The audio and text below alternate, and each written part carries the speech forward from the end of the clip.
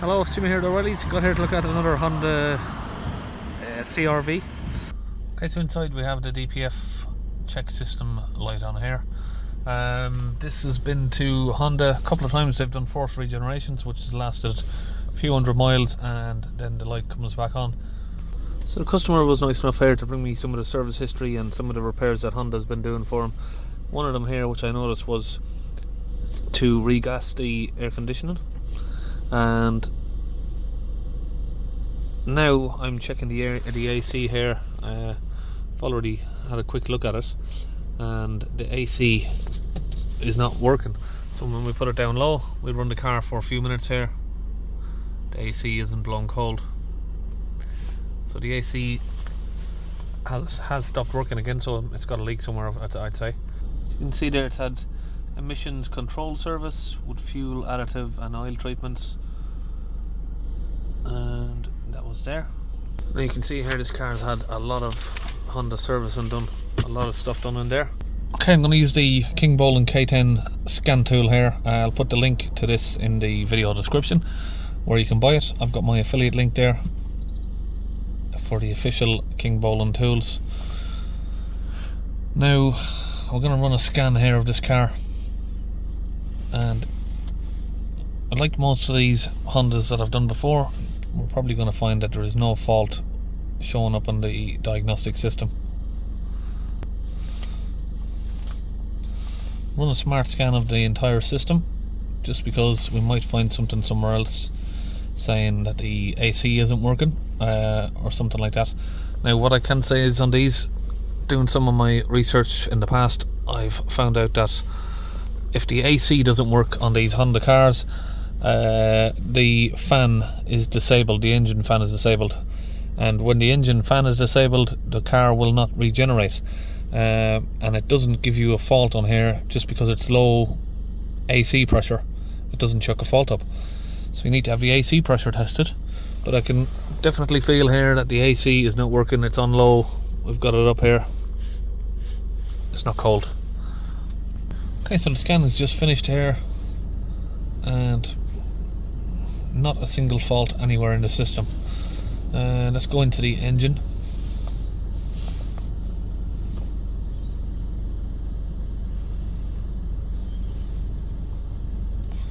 Gonna go to data stream, see if we can see what's going on here.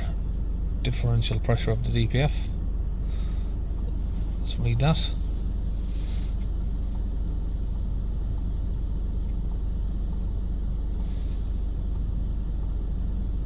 Try and change that reading if I can. So we've got 36 HPAs of pressure. We're going to hold it up to 3000 RPM. Come down a little bit there. There we are, 3000 RPM.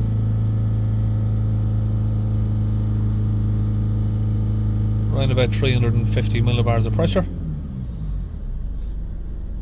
Let it idle again.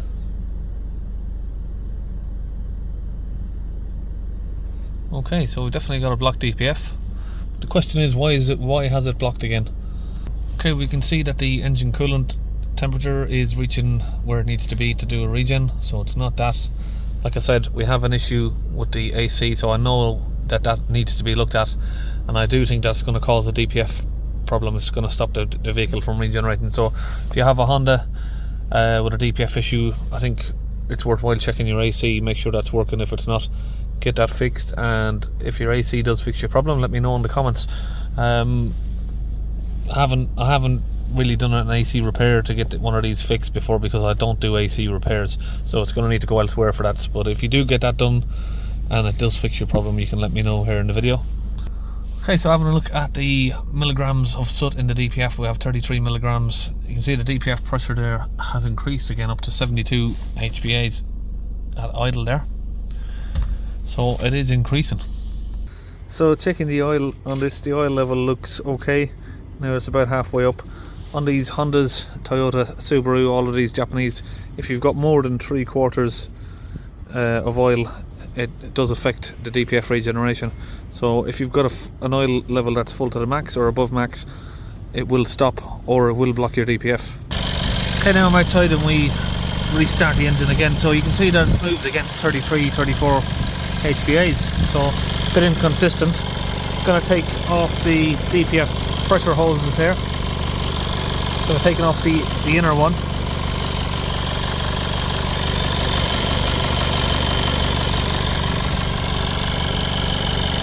Connect up this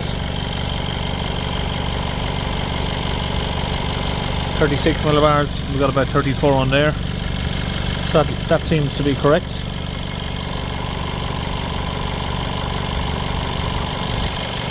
And then on the second tube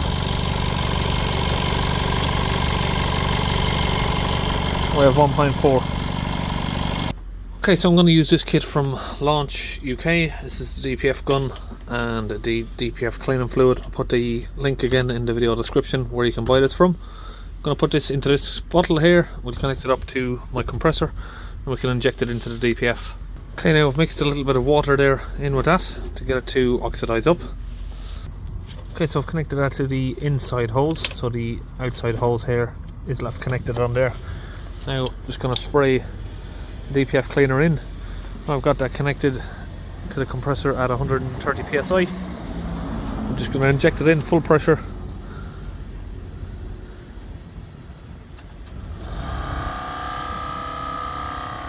The DPF is just down there below that casing there.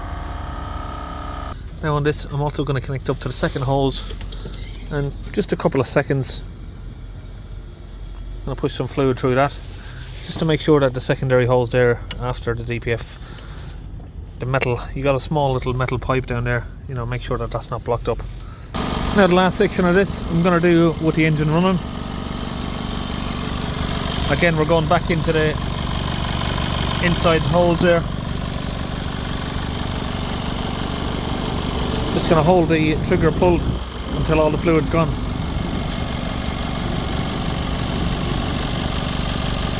Right, now we're going to see some of the fluid there coming out of the exhaust like that. Now obviously different cars behave differently. This one is creating a lot of suds, some of them just give out vapour. Now again, back in the car here, we're going to try and hold the revs back up at 3000 RPM, anywhere between 3 to 3.5.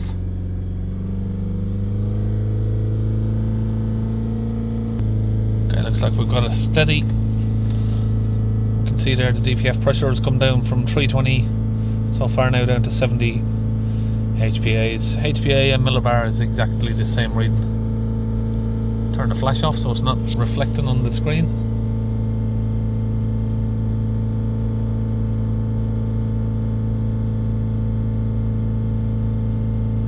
So already now we're down in a healthy DPF pressure. Let's let go of the accelerator, see where we are at idle. 3 millibars or 3 HPAs, hectopascals. I hate saying that word because it just sounds really silly when I say it. So we have now a clean DPF. Okay, now even though we have a clean DPF, we're still going to have this sign here, so we need to get that reset. And to do that we need to reset these grams of soot that are in the DPF. Well, calculated grams of soot. So to do that we just go to special function on this tool here. So this is launch software, so it's going to be the same sort of procedure that I'd normally do on my Euro Tab 3. Differential pressure, reset calculated particle matter value. Okay, now we can see that that is reset to 0 milligrams. Okay, so we talked about some of the causes that can stop these from regenerating that don't actually give up a fault code, which is the AC system, too high engine level, and also if the engine oil is detected that it's deteriorated or it needs a service, basically, that will do it. And also the engine coolant temperature, if that doesn't reach temperature.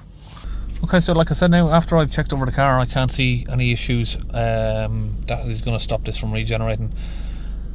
I have seen a fair few of these come back and have regeneration problems when they don't have any fault codes, and after my further investigations I found out from some research that the AC system affects it. So like I said, the AC isn't working correctly on this, so what the customer's going to do now is he's going to go and have his AC sorted, and hopefully that should be the end of the problem. The only other thing that I did notice was that the DPF pressure, at one point there, sometimes it was reading at 70 millibars and then sometimes it was reading at 34, so there may be an issue with the sensor. But if we have any further issues, I'll maybe change that. And what I can also do on this tool here is calibrate the sensor in. Okay, we've still got 4 on that, so just confirming that it's still reading correctly. We can go back to here and we can do a pressure sensor learn, which is a calibration of the sensor basically. Can do that.